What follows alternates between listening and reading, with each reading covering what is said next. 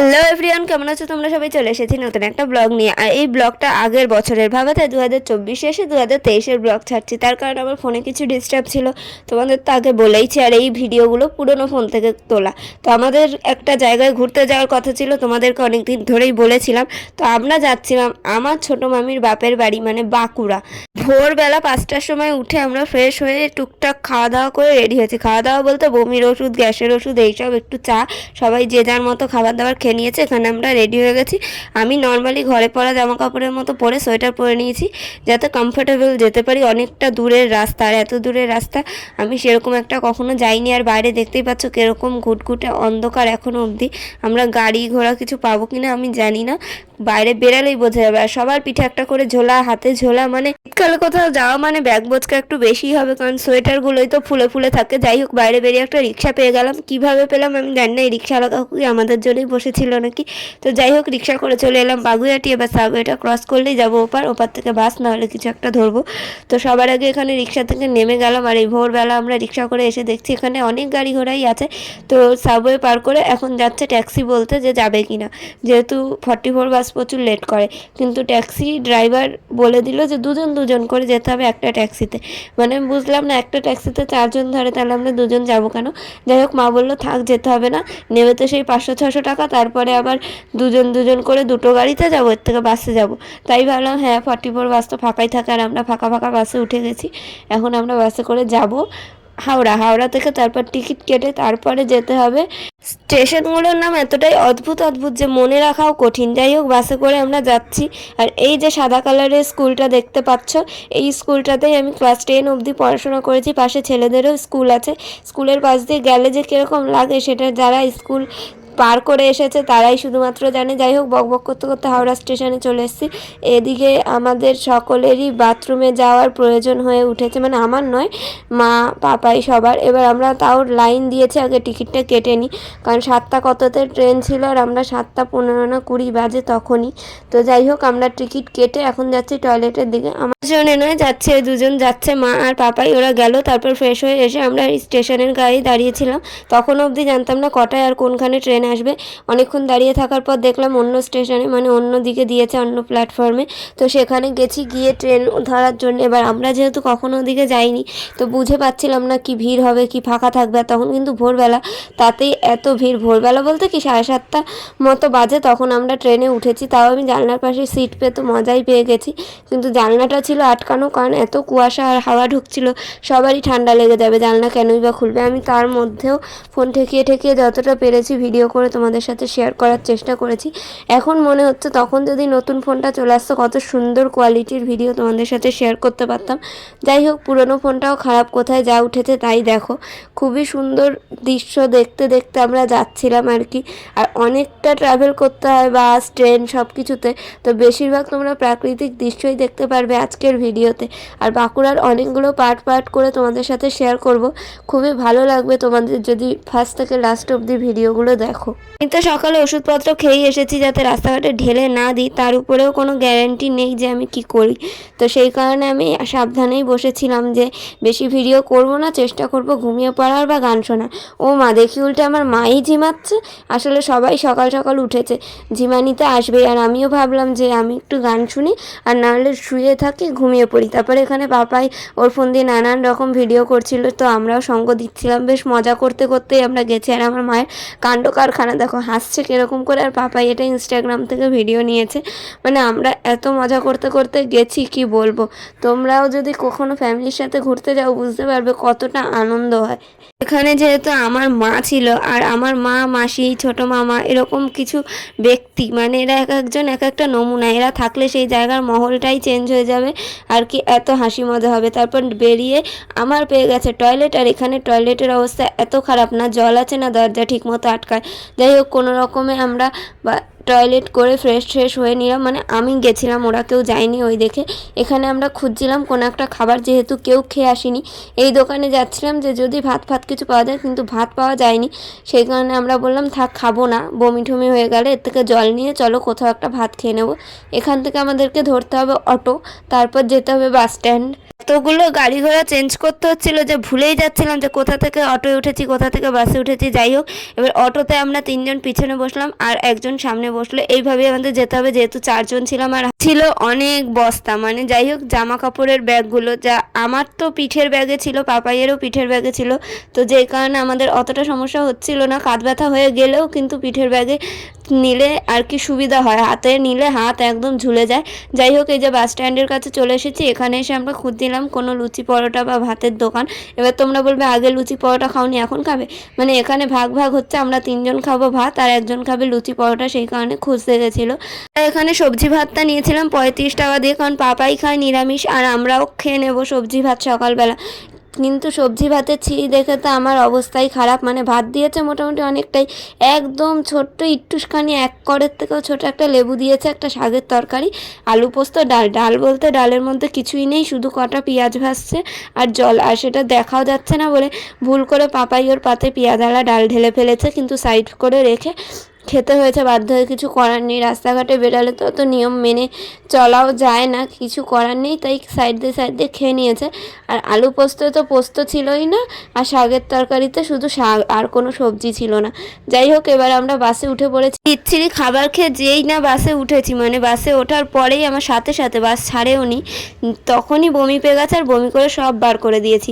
তো তারপরে একটু হালকা লাগছিল, আর বাইরের দৃশ্যগুলো এত সুন্দর যে তোমার শরীর অসুস্থ সব কিছু তুমি ভুলে যাবে। আমি আর মা পাশাপাশি বসেছিলাম আর সামনের সিটেই বসেছিল পাপাই। ও অন্য অন্য লোকেদের সাথেও কি সুন্দর গল্প করছিল, ওটা দেখে আমি আর মা বলছিলাম ও সঙ্গী পেয়ে যাচ্ছে বারবার করে, ওর পাশে যে আসছে সেই ওর সাথে কথা বলছে, কোথায় যাচ্ছ কী করছে। আর আমি এরকম বাইরের দৃশ্য দেখতে দেখতে যাচ্ছিলাম, আর তখন খুবই ভালো লাগছিলো, যেহেতু আমি এতটা গ্রামে কখনোই আসিনি। গ্রামের দিকে গেছি কিন্তু ওই আমার দিদিভাইয়ের শ্বশুরবাড়ি, তারপরে সব দিদিদের শ্বশুরবাড়ি ঠাড়ি যাদের গ্রামে, সেরকম জায়গাতেই গেছি। তো সেই সব জায়গা এতটাও গ্রাম না, এই বাঁকুড়াটা যেরকম গ্রাম। আর আমরা আরামবাগ থেকে বাসে উঠেছি, 60 টাকা করে টিকিট নিয়েছে এক একজনের। আর আমরা এই আরামবাগ থেকে এখন যাব পোকাবাগ, এরকমই একটা নাম ছিল আমার যতদূর মনে পড়ছে, সেখানে যাব।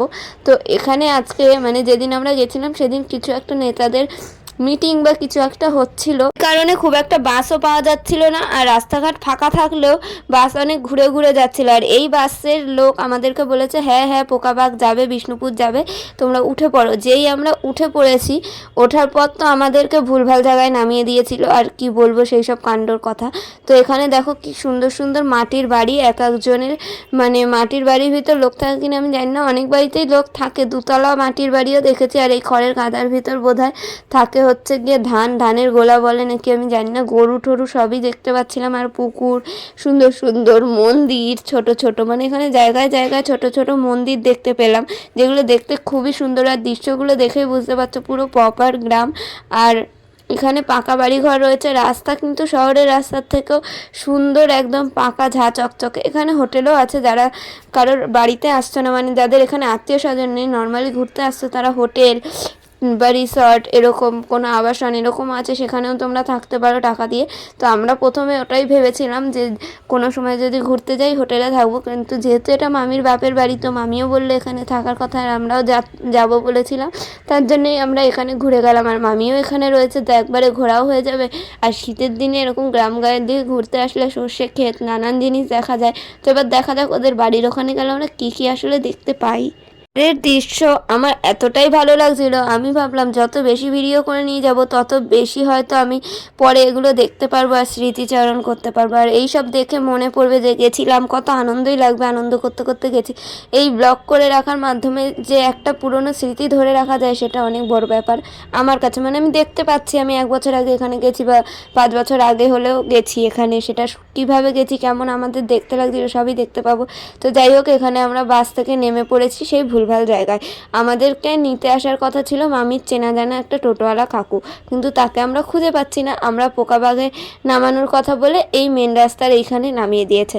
এবার আমরা তো চিনতে পারছি না, ফোন করছি, ফোনেও বুঝতে পারছি না। এবার আমরা ভাবছিলাম যে যেই টোটোওয়ালা আমাদের নিতে আসবে তার কাছে যেতে গেলে আমাদেরকে আলাদা একটা টোটোয় উঠতে হবে। তো সেই হিসাবে টোটোয় উঠেছিলাম। এবার মামি বললো আমি তো টোটো পাঠিয়েছি, আবার নেমে গেছি। নামার পর কিছুই বুঝতে না পেরে মামির ফোনটা টোটোওয়ালার কাছে দিয়ে দিই। টোটোওয়ালা কি কথা বললো যে সেই টোটোওয়ালা অনেক দূরে আছে, যে তোমাদের নিতে আসার কথা, আমি পৌঁছে দিয়ে আসছি। যাই হোক, 150 টাকা মতো লেগেছিলো এখান দিয়ে আর কি যেতে। এখানে রাস্তাঘাট মোটামুটি ভালো, যত আর কি ভিতর দিকে ঢোকা হবে তত রাস্তাঘাটটা আর কি খারাপ হবে, কারণ গ্রামের ভিতর দিকে গেলে রাস্তাঘাট খারাপ, মেন রাস্তার দিকে কিন্তু বেশ ভালো রাস্তাঘাট, পাকা রাস্তাঘাট। আর যাই হোক, যত ভিতরে যাচ্ছি একটু রাস্তাঘাট খারাপ, সেই কারণে আমার ফোনটাও সেরকম কাঁপছে। আর জানোই তো আমি কত বড় ক্যামেরাম্যান, আমার তো হাতই কাঁপে, তারপরে ফোন কাঁপে রাস্তাঘাটে। আর এখন নতুন ফোনটা তাও একটু ভালো, কি আর বলবো, বারবার আমার নতুন ফোনের প্রশংসা বেরিয়ে আসছে মুখ থেকে। যাই হোক, ভিডিওটা দেখো। আর এই যে কিছু দূর যাওয়ার পরেই দেখছি কি সুন্দর রাস্তার ধারে ধারে ফুল হয়েছে, খেতে দেখতে পাচ্ছি নানান রকমের আলু ঠালু চাষ হয়েছে। আর এই অনেকটা কাছাকাছি এসে দেখতে পাই বোন, মামি আর আমাদের সেই টোটোওয়ালা দাঁড়িয়ে আছে, যে আমাদেরকে নিতে আসার কথা। এবার বোন আমাকে দেখাচ্ছে, দেখ এই ব্রিজটা ভেঙে হাফ ঝুলছে। আমার তো শুনেই হয়ে গেছে যে এখান দিয়ে আমরা যাবো কী করে। এবার মামি আমরা যেই টোটোতে এসেছি তাকে শিখিয়ে দিল যে আপনি টোটো নিয়ে আগে আগে যান, মাত্র গাড়িতেই থাকুক, ওরা হেঁটে এইটুকু অংশ পার হোক। আর আমি শুধু ভাবছিলাম এত সুন্দর একটা ব্রিজ নদীর উপর দিয়ে, সেটা যদি এরকম ভাঙা হয় আর মানুষজন যদি এই ব্রিজ সমেত বা গাড়ি ঘোড়া নিয়ে একবার নিচে পড়ে, কোনো একটা বড়সড় দুর্ঘটনা হয়, কি বিষয়টাই না হবে, তখন সরকারের টনক নড়বে যে এটা ঠিক করা উচিত।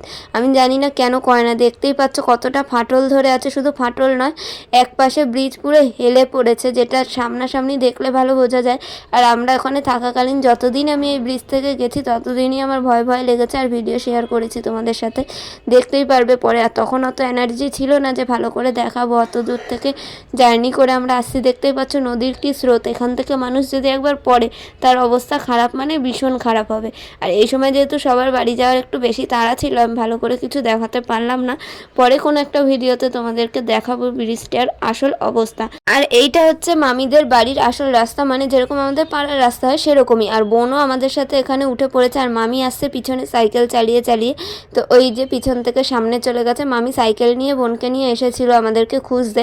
তো মামি কিন্তু সাইকেল স্কুটি সব চালাতে পারে, যারা ভাবে গ্রামের মেয়েরা ব্যাকডেটেড, যারা ভাবে গ্রামের মেয়েরা কিছু পারে না, আমার যা মনে হলো এই গ্রামে এসে গ্রামের মেয়েরা গরু চালানো থেকে শুরু করে চাষবাস, গাড়ি চালানো থেকে শুরু করে পড়াশোনায় এগিয়ে, সব দিক দিয়ে শহরের মেয়েদের থেকে কম নয়, এগিয়ে বরঞ্চ। আর মামির বাড়ির সামনে দেখো চলে এসেছি, এখানে বেগুন গাছ লাগিয়েছে মামির মা, মানে দিদা হয় সে আমার, তুম্বর দিদা মানে আমারও দিদা।